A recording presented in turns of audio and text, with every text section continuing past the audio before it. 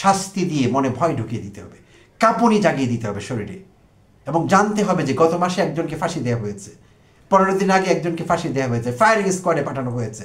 এই এপিসোডে যেই বিষয়টি নিয়ে কথা বলবো, এই বিষয়ে আমার সঙ্গে কেউ দ্বিমত করবেন না, এমনকি আওয়ামী লীগের লোকেরা পর্যন্ত একমত হবেন, এবং তারা আমাকে মনে মনে ধন্যবাদ জানাবেন, কারণ এই বিষয়টি তাদের জন্যও সমভাবে গুরুত্বপূর্ণ। যেমনি গুরুত্বপূর্ণ বিএনপির লোকের জন্যে, জামায়াত ইসলামের লোকের জন্যে, এনসিপির লোকের জন্যে, আমার নিজের জন্যে, আপনাদের সকলের জন্যে এমন একটি বিষয় নিয়ে কথা বলবো। তো আমি আসলে বিখ্যাত ইউটিউবার, অনলাইন অ্যাক্টিভিস্ট, অনেক গুণে গুণান্বিত পিনাকি ভট্টাচার্যকে অনুকরণ করেছি। তিনি একটি ভিডিও আপলোড করেছেন। ভিডিওটির টাইটেল ছিল আমাদের আর আশা নাই, সব শেষ। তো আমাকেও ভিতরে ঢুকে জানতে হয়েছে তিনি কী বিষয়ে কথা বলবেন বা বলেছেন। প্রিয় দর্শক, খুবই গুরুত্বপূর্ণ, আমাদের জীবনের সঙ্গে ওতপ্রোতভাবে জড়িত বিষয়টি। তো আমরা সবাই খাবার গ্রহণ করি, করতেই হয়, বেসিক হিউম্যান নিডসের মধ্যে খাদ্য একটি বিষয়। তো খাদ্য গ্রহণ না করলে আমাদের পক্ষে বেঁচে থাকা সম্ভব হয় না খুব বেশি দিন। আবার খাদ্য গ্রহণ করলেও আমরা মরে যাচ্ছি, এবং বাংলাদেশে আমরা যে খাদ্য গ্রহণ করছি সেই খাদ্য আমাদের ধীরে ধীরে মৃত্যুর দিকে ঠেলে দিচ্ছে, এবং ন্যাচারাল ডেথ না, স্বাভাবিক মৃত্যু না, ধুকে ধুকে কষ্ট পেয়ে জায়গা জমি বিক্রি করে, সামর্থ্য থাকলে কারো জায়গা জমি থাকলে বিক্রি করে বিদেশে গিয়ে চিকিৎসা নিয়ে, কিংবা দেশে টাকা পয়সা না থাকলে চিকিৎসার অভাবে ধুকে ধুকে মরে যাচ্ছি। এই জন্যে মরে যাচ্ছি যে খাদ্যগুলোর কোনো মান নেই, খাদ্যগুলো বিষাক্ত। পৃথিবীর সব দেশে খাবার বেসিক হিউম্যান নিডসের মধ্যে পড়ে, আর সেই খাবারটি হতে হবে ভেজাল মুক্ত, বিষমুক্ত, কিন্তু তা তো হচ্ছে না। কেন হচ্ছে এমনটি? আমাদের দেশের বেশিরভাগ লোক তো ধার্মিক, অন্তত বাহ্যিকভাবে আমরা তো তাই দেখছি। আমি যে এলাকায় থাকি, যেই শহরে থাকি, আমি যখন বাজারে যাই, আজান পরে আমি দেখি আজান শেষ হওয়ার আগে দোকানের সব ঝাপ বলি আমরা স্থানীয়ভাবে, দোকানের ঝাপ বা শাটার বা দরজা লাগিয়ে দেয় সবাই, ধূপ ধাপ শব্দ হয়, লাগিয়ে দিয়ে দেখি মসজিদে দৌড়াতে দেখি আমি বহু লোককে। এটি নিশ্চয়ই ভালো জিনিস, খারাপ কিছু না। তারা মসজিদে জামায়াতে নামাজ পড়তে পছন্দ করেন, সব দোকানদারেরা দৌড়াতে থাকেন তারা শুধু। এই যদি হয় পরিস্থিতি, তাহলে আমার প্রশ্ন হলো, খাবারে ভেজাল দেয় কারা? তারা কি এই মুসল্লির বাইরের লোক? শুক্রবারে জুমার নামাজে এত ভিড় করে কারা মসজিদগুলোতে? প্রতি বছর মসজিদের সংখ্যা বাড়ছে, সব গ্রামে, সব শহরে, সব গঞ্জে, সব জেলায়, সব উপজেলায়, বিভাগীয় শহরে, ঢাকা শহরে অসংখ্য অসংখ্য নতুন মসজিদ তৈরি হচ্ছে। মসজিদগুলোর তলা বাড়াতে হচ্ছে, মুসল্লির সংখ্যা বেড়ে যাচ্ছে, আলহামদুলিল্লাহ, জায়গা হয় না মুসল্লিতে। তাহলে খাবারে ভেজাল কারা দিচ্ছে? নিশ্চয়ই ইন্ডিয়া থেকে লোক এসে দিচ্ছে না, চায়নার থেকে লোক এসে দিচ্ছে না, আমার দেশের লোকেরাই তো দিচ্ছে। তার মানে কি? তার মানে নামাজ পড়লেও আমি খাবারে ভেজাল দিতে পারি, 30টি রোজা রাখলেও আমি খাবারে ভেজাল দিতে পারি, কোরবানি করলেও আমি খাবারে ভেজাল দিতে পারি, রাত জেগে ওয়াজ নসিহত শুনলেও 3 মাইল দূর হেঁটে গিয়ে আমি খাবারে ভেজাল দিতে পারি। অর্থাৎ একই সঙ্গে আমার ধর্মকর্ম চলছে জোরে সোরে, আবার খাবারে বিষ দিয়ে মানুষ মেরে ফেলছি। কি হচ্ছে প্রিয় দর্শক? এই দুটো বিষয় কিভাবে মেলানো যায় আমি প্রায়শই চিন্তা করি। আমার সমীকরণ তো মেলে না, আমার মাথা ঘুরে যায়, আমি মেলাতে পারি না। আমি এখন দেখি দেশের মানুষ আগের চাইতে অনেক বেশি ধার্মিক হয়েছেন, অনেক বেশি। আজকের থেকে আমার ছোটোবেলায়, আজকের থেকে 40 বছর আগে, 45 বছর আগে আমি এত দাড়ি, এত টুপি, এত হিজাব, এত নিকাব, এত ধার্মিক লোক বাংলাদেশে আমি দেখিনি। তখনও বাংলাদেশের মানুষ ধর্ম পালন করেছেন, তারা স্বাভাবিক ছিলেন। এখন অস্বাভাবিকভাবে মানুষের মধ্যে ধর্মভাব আমি লক্ষ্য করছি। তারা অর্ধেক কথা আরবিতে বলেন, কেমন আছেন আলহামদুলিল্লাহ, কখন করবেন মাশাল্লাহ, মানে এর মধ্যেই থাকেন। আগে এরকম বলতেন না লোকেরা। আমার ছোটবেলায় যখন খাদ্যে ভেজাল কেউ দিত না, সব কিছু ঠিকঠাক থাকতো, কাউকে জিজ্ঞেস করলে কেমন আছেন, ভালো আছে, আপনি ভালো আছেন তো? এখন কিন্তু লোক অর্ধেক কথা আরবিতে বলে, বাংলায় বললে কিন্তু গুনাহ হবে না, বলেন না, আরবি শব্দ ব্যবহার করতে লোক পছন্দ করেন। আমার ছোটবেলায় লোকেরা আল্লাহ বলতেন, এখন লোকেরা বলেন আল্লাহ সুবহানাহু ওয়া তাআলা আল্লাহ। ভালো, খুবই ভালো, আলহামদুলিল্লাহ, কিন্তু এর অ্যাকশন কোথায়? চরিত্রে সেটার প্রতিফলন কোথায়? বাট এই প্রশ্নগুলো আমাকে ভাবায়। আপনাদের ভাবায় কি না আমার সঙ্গে শেয়ার করবেন আপনাদের অনুভূতি। তাহলে বোঝা গেল যে লোক ধার্মিক হলেও আমাদের ভেজাল খাওয়াতে ছাড়ছে না, বিষ দিতে ছাড়ছে না, ঠকাতে ছাড়ছে না, জুলুম করতে ছাড়ছে না, অন্যায় করতে ছাড়ছে না। আবার সরকার এতগুলো সংস্থা বানিয়ে দিয়েছে, সেই সংস্থাগুলো কাজ করছে না। তাহলে কোন জিনিসটি কাজ করবে? তো যদ্দূর জানা গেছে, যেই শাস্তির বিধান আছে খাবারে ভেজাল দেবার কারণে, বিষ দেবার কারণে, মানুষ মারবার কারণে। এটি মানুষ মারা, এক ধরনের মার্ডার। তবে স্লোলি করা হচ্ছে, স্লোলি পয়জনিং করা হচ্ছে, আমাদের স্লোলি মৃত্যুর দিকে ঠেলে দেওয়া হচ্ছে। তো যেই শাস্তির বিধান আছে যথেষ্ট না। ম্যাজিস্ট্রেট সাহেবরা যখন ভ্রাম্যমাণ আদালত পরিচালনা করছেন, মোবাইল কোর্ট, তারা 2000, 5000, 300 টাকা জরিমানা করছেন, কিছু না, তারা দিয়ে দিচ্ছে সেই জরিমানা। আমাদের দাবি, আমি বলবো জনগণের দাবি, তাদেরকে বিশাল অঙ্কের টাকা জরিমানা করা হোক সামর্থ্য অনুযায়ী। যদি মুদি দোকানদার ভেজাল দেন, তার দোকানের দাম হয়তো 10-20 লাখ টাকার মাল থাকবে দোকানে, তাকে 5 লক্ষ টাকা জরিমানা করতে হবে, তাকে আউট অফ বিজনেস করে দিতে হবে, যাতে সেই ভদ্রলোকের কোনোদিন বিজনেসে আসতে না পারে, তাকে আবার গিয়ে কাজ করতে হতো, তার চাকরি করতে হবে। যদি ইন্ডাস্ট্রিয়ালিস্ট হয়, তার ইন্ডাস্ট্রিটা সিজ করে দিতে হবে, ইন্ডাস্ট্রিটা যদি এক্সিস্ট করতে না পারে সেটা বন্ধ করে দিতে হবে।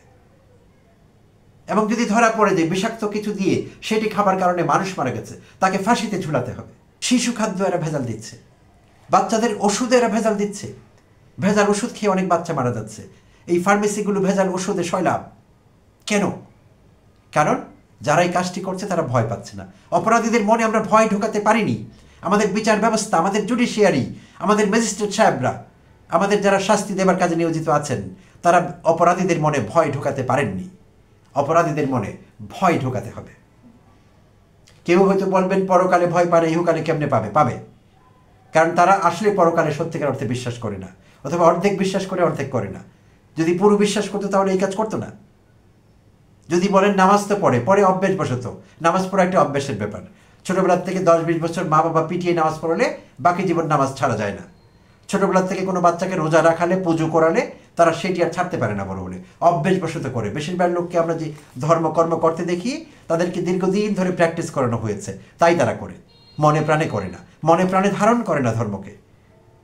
ধৃ ধাতু থেকে এসেছে ধর্ম, ধারণ করবার বিষয়। তো ধারণে যদি না করে তাহলে কেমন ধার্মিক? ধার্মিক না তারা। তাই ওই লাইনে ভয় দেখানো যাবে না, কিচ্ছু লাভ হবে না। শাস্তি দিয়ে মনে ভয় ঢুকিয়ে দিতে হবে, কাঁপুনি জাগিয়ে দিতে হবে শরীরে, এবং জানতে হবে যে গত মাসে একজনকে ফাঁসি দেওয়া হয়েছে, 15 দিন আগে একজনকে ফাঁসি দেওয়া হয়েছে, ফায়ারিং স্কোয়াডে পাঠানো হয়েছে খাদ্যে ভেজাল দেওয়ার কারণে। মানুষ মারবার অধিকার কাউকে দেওয়া হয়নি। হাসিনা গুলি করে মানুষ মেরেছে, এরা আস্তে আস্তে বেশ দিয়ে মানুষ মারে। পার্থক্য কি? দুই পক্ষই তো খুনি। এই সরকারের কাছে দাবি জানাচ্ছি, যা হয়েছে যথেষ্ট না। আপনাদের অনেক বিভাগ আছে, বিভাগগুলো কাজ করছে না। কেন কাজ করছে না? সেই বিভাগের হেড হিসেবে কারা আছেন, তারা বিভাগগুলোকে কাজ করতে দিচ্ছেন কিনা, তারা কতটা অ্যাক্টিভ, তারা কতটা সিনসিয়ার এই দেশের মানুষকে নিরাপদ খাবার দেবার জন্যে। যদি না হয় তাহলে ডিপার্টমেন্টগুলো বন্ধ করে দিন। স্বাস্থ্য মন্ত্রণালয়কে বলছি, স্বরাষ্ট্র মন্ত্রণালয়কে বলছি, আইন উপদেষ্টাকে বলছি, বন্ধ করে দিন এগুলো। জনগণের ট্যাক্সের টাকা এদের বেতন দেবার দরকার নেই, কারণ এদের দৃশ্যমান কোনো কাজ আমাদের নজরে আসছে না। বিন্দু মাত্র কমেনি ভেজালের পরিমাণ, প্রতি বছর বরং বেড়েই চলেছে। আমরা দৃশ্যমান কিছু দেখতে চাই। ভেবেছিলাম অন্তর্বর্তীকালীন সরকারের আমলে দৃশ্যমান কিছু দেখতে পারবো, যেমনটি দেখেছিলাম 1/11-এর সময়। আমি জানি 1/11-এর কথা বললে অনেকের মনে কষ্ট হবে, অনেকে বলবেন মিলিটারি ব্যাক গভর্নমেন্ট, ষড়যন্ত্র, আমেরিকা, বহু তথ্য এখানে চলে আসবে। I don't care, I don't give a dam. আমি যেটি দেখতে চাই, আমি যেটি বুঝতে পারছি, সেই সরকার অল্প কয়েকদিনের জন্য হলেও অপরাধীদের মনে কাঁপন জাগিয়েছিল। অপরাধীরা চিৎকার করে তাদের ঘুম ভাঙত, দুঃস্বপ্ন দেখে তাদের ঘুম ভেঙেছে। সেই সরকারের তখনকার আইনশৃঙ্খলা রক্ষাকারী বাহিনীর কর্তৃপক্ষ সদস্যরা অপরাধীদের মনে ভয় ঢোকাতে পেরেছিলেন। এরকম ভয় ঢোকাতে হবে তাদের মনে। খাবারের মতো একটি বেসিক বিষয়কে হেলাফেলা করবার কোনো বিষয় নয়, ঔষধের মতো এরকম গুরুত্বপূর্ণ বিষয়কে হেলাফেলা করবার কোনো টপিক না এটি। তাই এইসব বিষয়কে ভেজাল মুক্ত করতে হবে, এক্সিস্টিং প্রতিষ্ঠানগুলোকে আরও ফাংশনাল করতে হবে, এই বিষয়ে জবাবদিহিতা বাড়াতে হবে, আরও পদক্ষেপ নিতে হবে, যা লাগে তাই করতে হবে। এর চাইতে গুরুত্বপূর্ণ তো কিছু হতে পারে না। প্রিয় দর্শক, ভালো থাকবেন। যে যেখানে আছি যার যার অবস্থান থেকে আওয়াজ তুলব খাদ্যে ভেজালের বিরুদ্ধে, আওয়াজ তুলে সরকারকে বাধ্য করব এই বিষয়ে দ্রুত পদক্ষেপ নেবার জন্য, কার্যকরী পদক্ষেপ নেবার জন্য। এই দেশে তো সরকারও ছিল, এমন না যে এই দেশটি সরকার ছাড়া চলেছে। আমরা দেশ স্বাধীন হয়েছে 54 বছর হয়ে গিয়েছে। এই 54-53 বছরে সরকার তো ছিল সবসময়। তাহলে সরকারগুলো কি ব্যবস্থা নিয়েছে? একদমই যে ব্যবস্থা নেয়নি সে কথা কি বলা যাবে? যাবে না। ব্যবস্থা তো তারা নিয়েছে। এই যে সংস্থাগুলোর কথা বললাম, এতগুলো সংস্থা কিন্তু সরকারি সংস্থা। সরকার বিভিন্ন সময় এই সংস্থাগুলো বানিয়েছে। এই সংস্থাগুলোতে লোকবলও আছে, এক একটি সংস্থায় নানা রকম লোকবলর সংখ্যা। সব মিলিয়ে পিনাকি ভট্টাচার্য তার কন্টেন্টে, আমি আর নতুন করে হিসাবগুলো আপনাদের দেবো না, বিরক্ত হবেন, তিনি হিসেব দেখিয়েছেন 5,500 লোকের মতো আমাদের আছে এই সংস্থাগুলোতে। তারা আমাদের খাবারের মান ঠিক রাখবার জন্য কাজ করছেন, ল্যাব টেস্টের জন্য কাজ করছেন, ভ্রাম্যমাণ আদালত পরিচালনা করবার জন্য কাজ করছেন। আমাদের কারো কারো ধারণা হতে পারে যে 5,500 লোক বাংলাদেশের 17-18 কোটি মানুষ যথেষ্ট না, সম্ভবত লোক বলের সমস্যা, এই জন্যে কাজ হচ্ছে না। না, কথাটি সত্যি না। দেখা গিয়েছে ভারতে আছে টোটাল লোক সংখ্যার তুলনায় ভারতে 140 কোটি লোক, তো সেই তুলনায় তাদের আছে 27,000 এমপ্লয়ি। এই খাবারের সুরক্ষা দেবার জন্য মানুষকে, ভারতীয়দের মাত্র 27,000 কর্মচারী 140 কোটি লোকের জন্য কাজ করছেন। আচ্ছা, মার্কিন যুক্তরাষ্ট্রে আছে 61,000, প্রতি 61,000 মার্কিনের জন্যে একজন স্বাস্থ্য বিভাগীয় লোক, অর্থাৎ এই খাবারের মান রক্ষার কারণে যারা কাজ করছেন জন্যে। বাংলাদেশে প্রতি 39,000 লোকের জন্য একজন লোক। লোক সংখ্যায় কোনো ঘাটতি নেই, লোক সংখ্যা অন্য দেশের চাইতে আমাদের অনেক বেশি আছে। সাম্প্রতিক এক জরিপে ইন্ডিয়াতে দেখা গিয়েছে এই জনবল সমৃদ্ধ ইন্ডিয়া বা তাদের স্বাস্থ্য বিভাগ, তাদের খাবারে পুরো দেশে একটি কম্প্রিহেন্সিভ সার্ভে হয়েছে। সেই সার্ভেতে বেরিয়ে এসেছে তাদের 58% খাবার ভালো মানের ইন্ডিয়াতে, আর 42% খাবারে ভেজাল আছে। পাশের দেশ ইন্ডিয়ার সঙ্গে আমাদের দেশকে যদি তুলনা করি, তাহলে 58% খাবার ভালো আছে, নিরাপদ আছে। আর আমাদের দেশে 76% খাবার ভেজাল, 24% খাবার ভালো আছে। একবার চিন্তা করুন প্রিয় দর্শক, ইন্ডিয়াতে ভালো আছে 58% শতকরা খাবার, আর বাংলাদেশে ভালো আছে শতকরা 24%, 76% ভালো নেই। লোক সংখ্যা আমাদের জনসংখ্যার তুলনায় ইন্ডিয়ার চেয়ে বেশি। তো কেন হচ্ছে এমনটি?